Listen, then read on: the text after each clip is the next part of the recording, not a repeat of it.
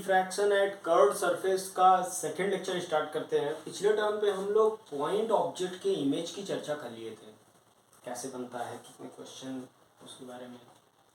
तो उसी सीक्वेंस में एक दो क्वेश्चन और अगर कर ले हम, और जैसे उसी सीक्वेंस में बोले एक आध क्वेश्चन आपको और बोल दें अगर कि ये रहा, मान लो आपके लिए क्वेश्चन कि ये स्फीयर है, ठीक है, ये ग्लास स्फीयर है, transparent glass sphere.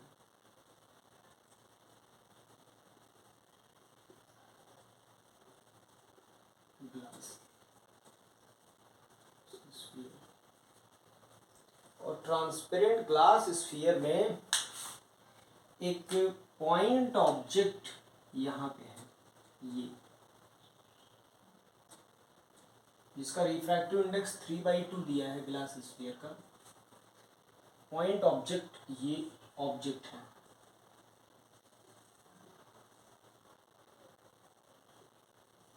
Diametrically opposite.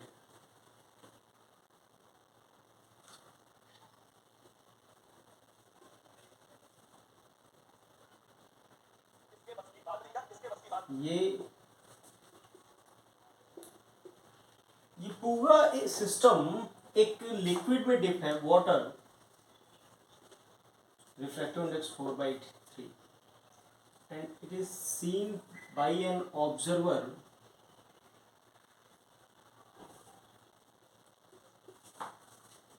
find the final image, find the distance of final image, distance of final image as seen by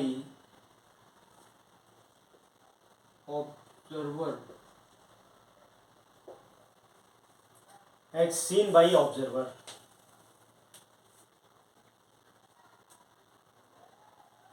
Find the distance of final image as seen by observer। तो ये observer है, इसको देखना है, इस image को। Observer जिस medium में है उस मीडियम का रिफ्रैक्टिव इंडेक्स 1 है।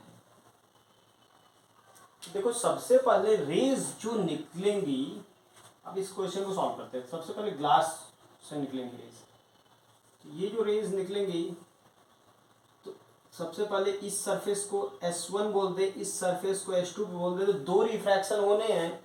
एक बार रेज कहाँ से निकलेगा, S1 सरफेस पे रिफ्रैक्शन होगा, और एक बार S2 सरफेस पे। S1 कर्व्ड सरफेस है, स्फेरिकल सरफेस, और S2 फ्लैट सरफेस है। तो ठीक है, इसको करना होगा तो हम लोग इस तरह से कर लेंगे। आप देखो ये ऑब्जेक्ट है फॉर S1। इस क्वेश्चन को सॉल्व करने के लिए थोड़ा स्पेस बना लेते हैं बेटा, तो इधर हम थोड़ा इरेज कर देते हैं, जिससे कि इधर के पार्ट में हम कैलकुलेशन वाला पार्ट थोड़ा कर पाएंगे, ठीक है। इधर थोड़ा कैलकुलेशन के लिए हम इरेज कर दे रहे हैं। अब देखो u की वैल्यू S1 के लिए u की वैल्यू कितना है, तो u की वैल्यू यहाँ से -2r, इसका रेडियस मान लो 10 सेंटीमीटर है, तो -20 सेंटीमीटर। इस सरफेस के लिए r -10 सेंटीमीटर, u -20 r -10। तो देखो रिफ्रैक्शन किस मीडियम में जा रहा है, ये रिफ्रैक्टेड रे है। इस particular S1 refraction, S1 surface से रिफ्रैक्शन के लिए ये रिफ्रैक्टेड रे बोला जाएगा, ये इंसिडेंट रे बोला जाएगा। तो रिफ्रैक्टेड रे का मीडियम है 4/3, तो 4/3/V माइनस इस मीडियम का रिफ्रैक्टिव इंडेक्स है 3/2, अपॉन यू की value -20 is equal to 4/3 minus 3/2, 4/3 minus 3/2 upon R negative है -10, तो 4/3b minus plus 3/40 is equal to 1/6, 8 और 1 9 -1/6 अपॉन -10। तो इसको सॉल्व कर लें तो 4/3b is equal to -3/40 plus 1/60, तो ये बन जाता है 180 -180 प्लस 40 अपॉन का 60 इंटू 40,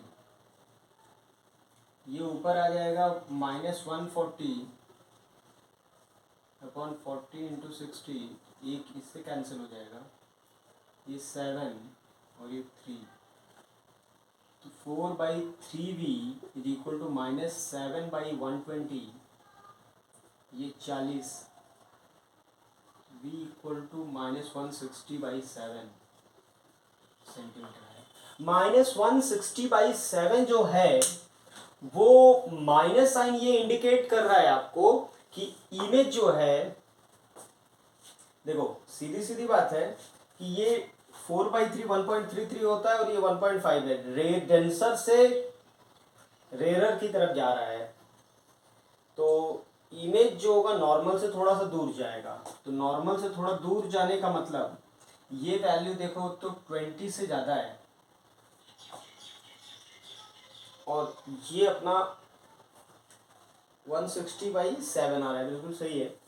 अब अगले पार्ट के लिए देखो तो माइनस यहाँ से 160/7 होने का मतलब आपके लिए अब क्वेश्चन जो करना है ये भी कुछ डिस्टेंस देना पड़ेगा मुझे, मान लो ये 10 सेंटीमीटर मैंने दिया है। अब क्वेश्चन सिंप्लीफाई करने के लिए कुछ आसान सा ले लेते हैं, चलो 10 सेंटीमीटर ही ले लेते हैं। तो ये आपको समझ में आता है कि यहाँ से अगर आ रहा है 160/7, तो इस सरफेस से प्लस का 10 जोड़ लोगे और वो माइनस हो जाएगा, तो वो एपरेंट डेप्थ बोला जाएगा। तो इस सरफेस के लिए जब यहाँ पे पहुँचोगे फिर नॉर्मल से और दूर चला जाएगा। तो मैं अगले पार्ट के लिए आगे बढ़ूँ, तो अगले पार्ट के लिए देख लो, तो आपका अगला पार्ट जो है उसके लिए आपका आ जाता है टोटल यहाँ इस सरफेस के लिए for H2 surface u equal to -1/160/7 plus 10, ये हो जाता है, और r इनफाइनाइट है तो v निकाल सकते हैं। v1 में एयर में बनना है 1/v minus 0 sorry minus u की वैल्यू इस मीडियम को मानेंगे तो 4/3 अपॉन 70, तो ये बोर्ड जोड़ दो 160 प्लस 70 होता है 230/7 माइनस का 230/7 इक्वल टू 0, तो यहाँ से सॉल्व करके v निकाल देंगे, v जो आएगा वो अपना आंसर होगा। ठीक है बच्चों, तो मैं कह रहा हूँ कि ऐसे कोई भी क्वेश्चन आए तो एक एक रिफ्रैक्शन को अलग अलग आराम से देखो, कहीं कोई गलत होने का चांस नहीं बनेगा।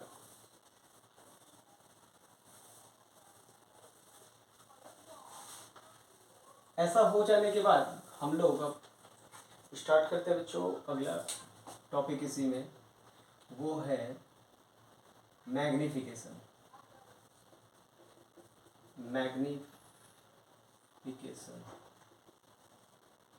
मैग्निफिकेशन क्या है?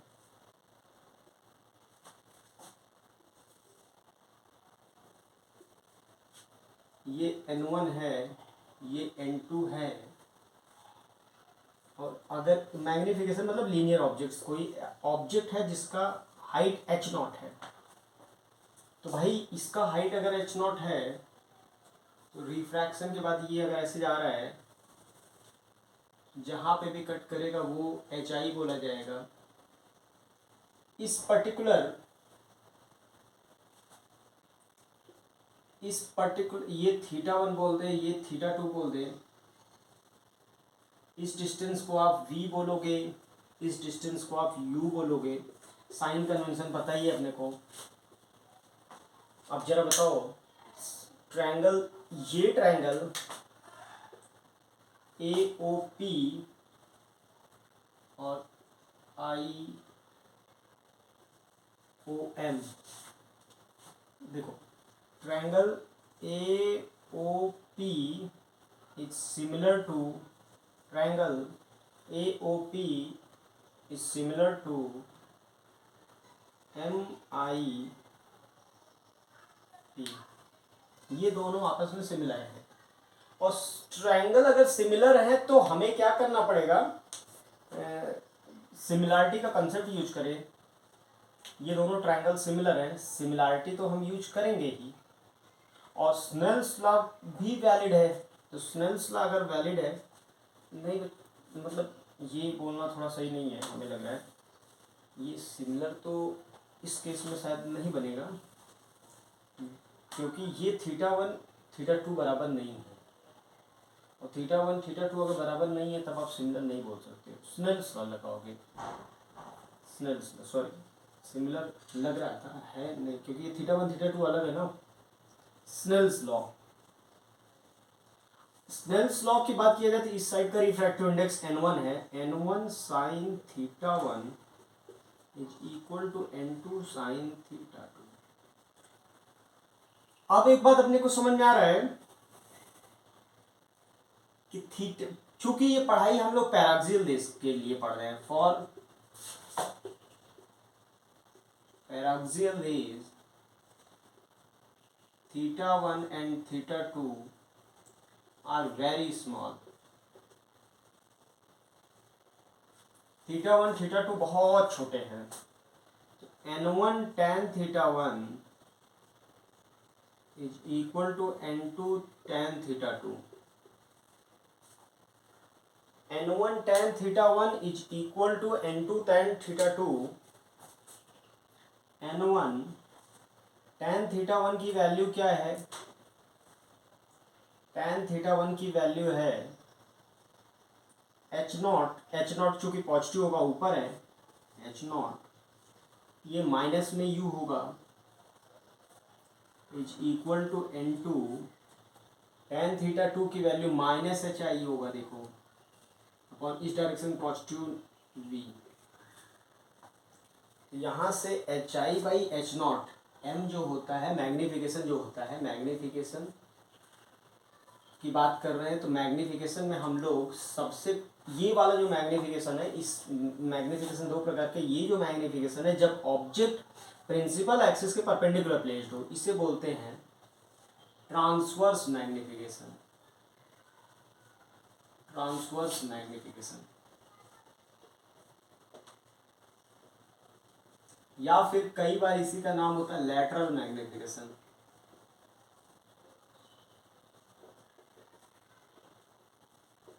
ये मैग्नीफिकेशन कब होता है, जब ऑब्जेक्ट इज परपेंडिकुलर। ये कब होता है, when object is perpendicular to principal axis.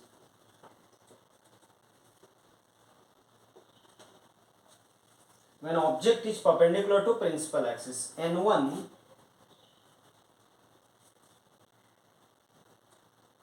hi/h0 की वैल्यू देखो तो कितना निकलेगा, पहले hi/h0 की वैल्यू लिख लो, यही m होता है, m की वैल्यू होता है hi/h0, ऑब्जेक्ट इमेज का हाइट अपॉन ऑब्जेक्ट का, ये मैग्नीफिकेशन होता है।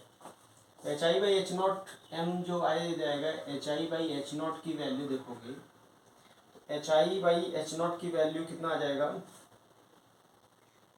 v/n2 upon u/n1। बस इतना समझ लो, ऐसे फॉर्मूले को याद रखना है। ऑब्जेक्ट मिरर में याद करो -v/u होता है, तो वो एक ही डायरेक्शन में दोनों रहता था, इसलिए माइनस आता था।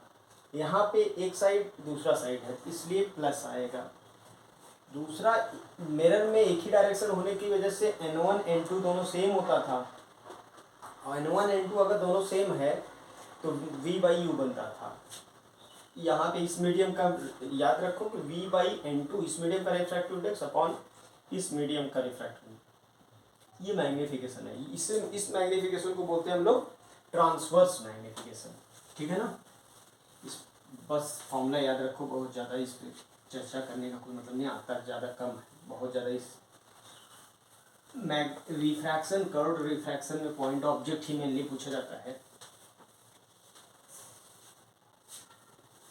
इस पे एक प्रैक्टिस क्वेश्चन कर लिया जाए। फाइंड एच आई, ये आपका ऑब्जेक्ट दे रखा है 4 सेंटीमीटर ओ, और रेडियस है 10 सेंटीमीटर, म्यू की वैल्यू 1.5, म्यू की वैल्यू 1। अब आपको इस पर्टिकुलर के लिए पहले तो v निकाल लो, u की वैल्यू मान लो 20 सेंटीमीटर दे रखा है, तो क्या हो जाएगा u equal to -20 centimetre, r equal to plus का 10, ऐसे रेस जा रही है तो पहले v निकाल लो, 1 बाई उस मीडियम में v बनने वाला है तो 1.5 बाई v माइनस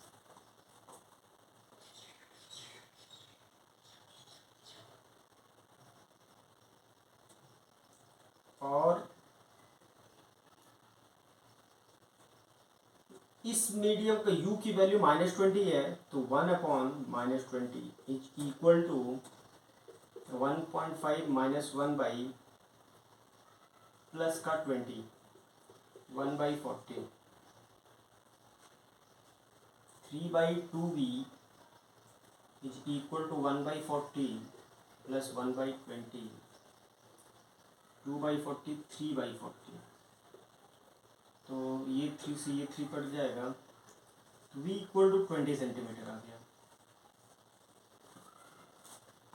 v आ गया अपना 20 सेंटीमीटर। तो v 20 सेंटीमीटर आ जाने के बाद अब बच्चों देखो v अपना 20 सेंटीमीटर आ गया, तो हम लोग को बस क्या करना है, ऑब्जेक्ट का हाइट, तो हम मैग्नीफिकेशन जानते हैं HI/H0, HI/H0 की वैल्यू दिया है 4 centimetre, 4 is equal to V/V20 by उसी मीडियम का रिफ्रैक्टिव इंडेक्स 1.5 अपॉन U देखो माइनस में है, -20/1,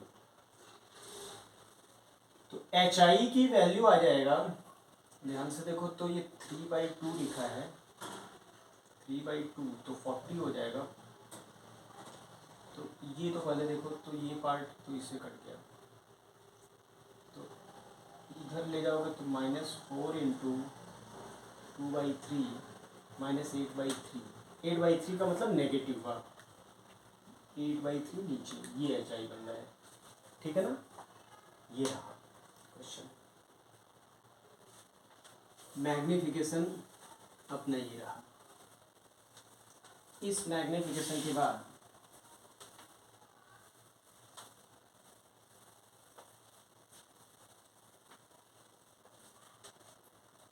हम लोग बच्चों मैग्नीफिकेशन, ये जो मैग्नीफिकेशन है, इस मैग्नीफिकेशन के बाद एक मैग्नीफिकेशन और होता है जो कि होता है लॉन्गिट्यूडनल मैग्नीफिकेशन।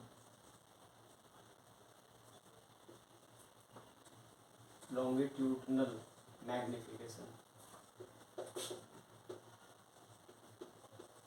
लॉन्गिट्यूडनल मैग्नीफिकेशन क्या होता है, जब ऑब्जेक्ट जो होता है, ऑब्जेक्ट प्रिंसिपल एक्सिस के अलॉन्ग रखा हो, और हम एक स्पेशल केस की बता रहे हैं, प्रिंसिपल एक्सिस के अलॉन्ग रखा हो, तो अगर बड़ा ऑब्जेक्ट है तो 2 पॉइंट ऑब्जेक्ट मान के आप करते थे, मिरर में याद करो कि बड़ा ऑब्जेक्ट है तो एक पॉइंट ऑब्जेक्ट ये मान लो, एक पॉइंट ऑब्जेक्ट ये मान लो, तो इसके करेस्पॉन्डिंग इमेज बना लो, इसके करेस्पॉन्डिंग इमेज बना लो, दोनों इमेज के बीच का डिस्टेंस जो होगा ऑब्जेक्ट का इमेज का लेंथ हो जाएगा, दोनों ऑब्जेक्ट के बीच का डिस्टेंस जो हो जाएगा ऑब्जेक्ट लेंथ हो जाएगा। तो ये आसान तरीका था, मिरर में भी किया था।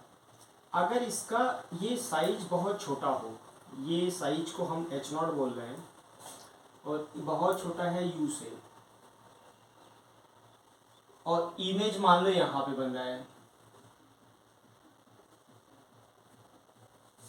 If H0 and HI are very very small,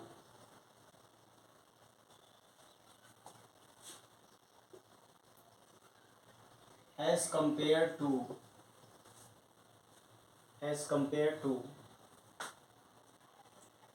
U, V and R, U, V and R, तो हम बहुत छोटे हैं अगर ऑब्जेक्ट, तो बच्चे तब तो बेसिक तरीके से लगाओ।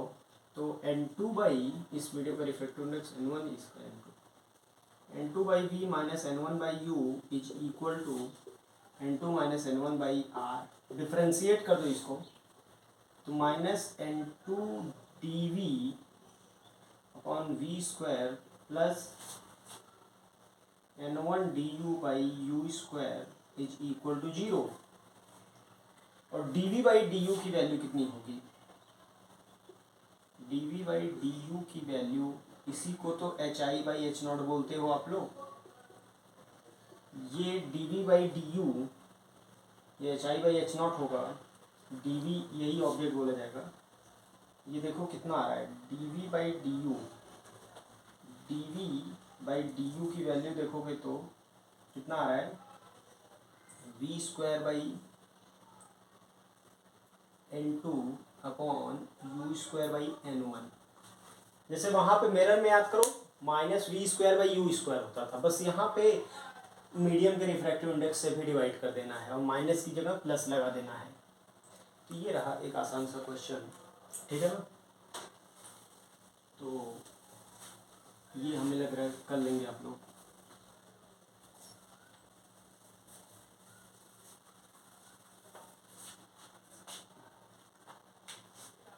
अगला टॉपिक इसी सीक्वेंस में एक प्रैक्टिस इस पे कर लिया जाए कि 3/2 1 ऑब्जेक्ट रख दिया जाए यहाँ पे 4 mm का 10 सेंटीमीटर, रेडियस ऑफ कर्वेचर 20 ले लो। Find h i, object image का लेंथ बताओ। तो ठीक है, u की वैल्यू -10 है, r की वैल्यू -20 है, तो सॉल्व कर लो। तो 3/2 बाई वी माइ plus 1/10 is equal to 3/2 minus 1 by minus का 20 1/40 माइनस का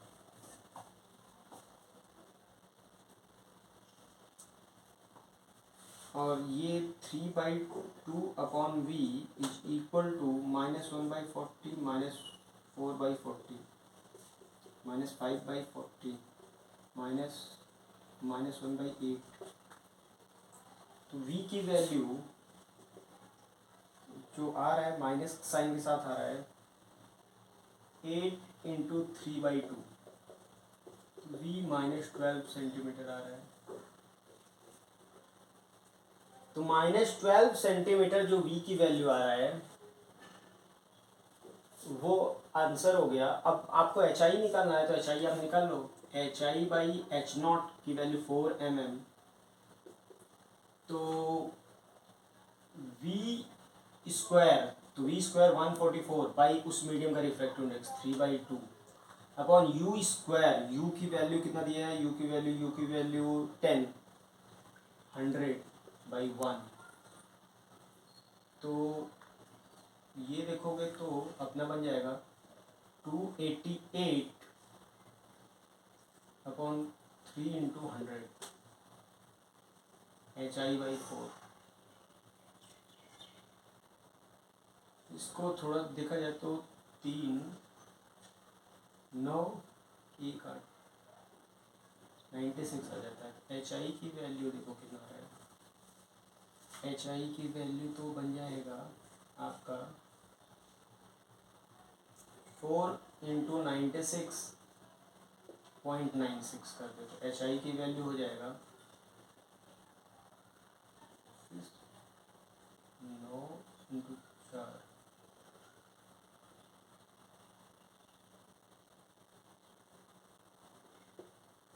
0.84 सेंटीमीटर। ये अपना आंसर आ गया। ऐसे क्वेश्चन आएंगे तो हमें लग रहा है आप लोग कर लेंगे, इसमें ज़्यादा कुछ है नहीं। अब एक आखिरी टॉपिक, मोशन की analysis, relation in velocity of object and velocity of image. तो उसको एक एग्जांपल से ही कर लेते हैं। मोशन की बात करें तो पहला केस हम लोग बात करेंगे when object is moving along principal axis।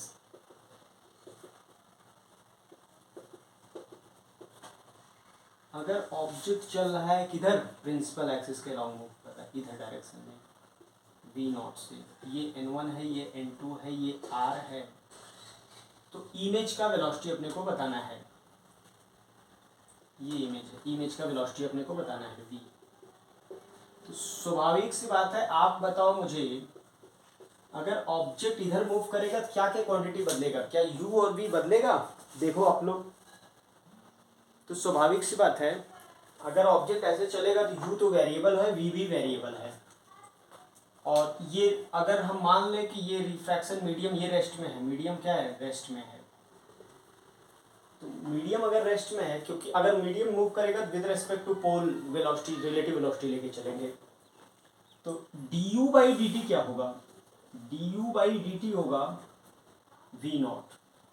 और चूंकि यहाँ पे देखो du बाई डी टी आप v0 बोल रहे हो और ऑब्जेक्ट जो है इसी डायरेक्शन में चल रहा है, इस डायरेक्शन को हम पॉजिटिव मान लें अगर, ठीक है ना, तो du बाई डी टी आपका ये डिस्टेंस है, तो minus du by D T equal to v0। तो rate of change of u। और बच्चों इसी प्रकार हम बात करें इमेज वेलोसिटी को, तो वो dv बाई डी टी हो जाएगा। तो dv बाई डी टी अपने को पता करना है, dv by D T v मान लें, तो हम लोग जानते हैं n2 by V minus n1 by U is equal to n2 minus n1 by R. जरा डिफ्रेंशिएट कर दो टाइम के रेस्पेक्ट में, तो minus n2 by V square D we by D T, ये इमेज वेलोसिटी हो गया, minus n1 by you square plus हो जाएगा D U by D T is equal to 0 आ जाएगा, क्योंकि इधर वाला पार्ट तो कांस्टेंट है। ये वाला पार्ट देखो आप लोग, इसको ऑब्जेक्ट वेलोसिटी, इसको क्या बोल रहे हो, velocity of image, velocity of image, इसको आप बोल रहे हो वेलोसिटी ऑफ ऑब्जेक्ट।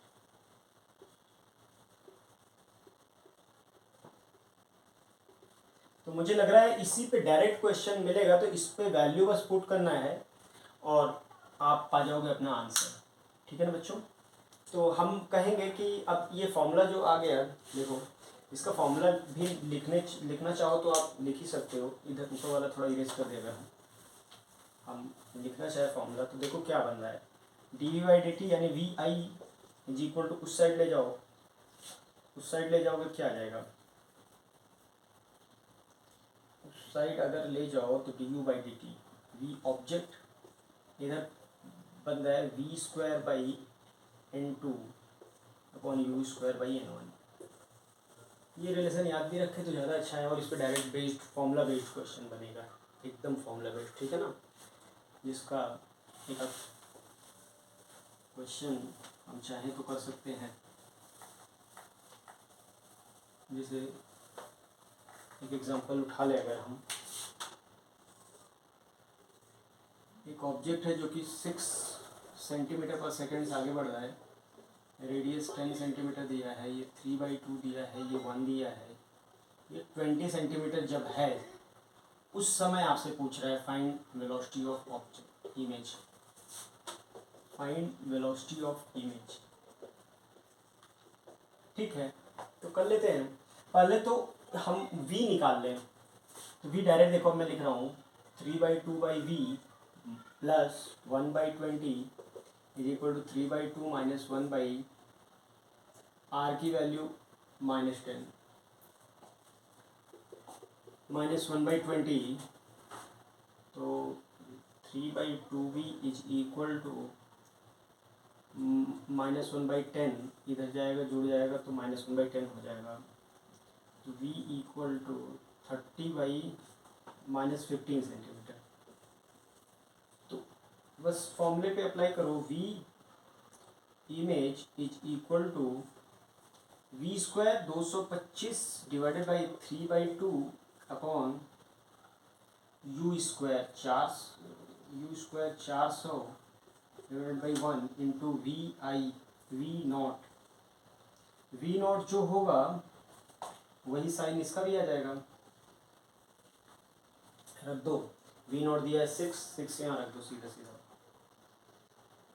और आंसर सॉल्व करके निकाल दो। ठीक है, ये बच्चों रहा आपका। इसके बाद हम लोग लेंस से स्टार्ट करेंगे।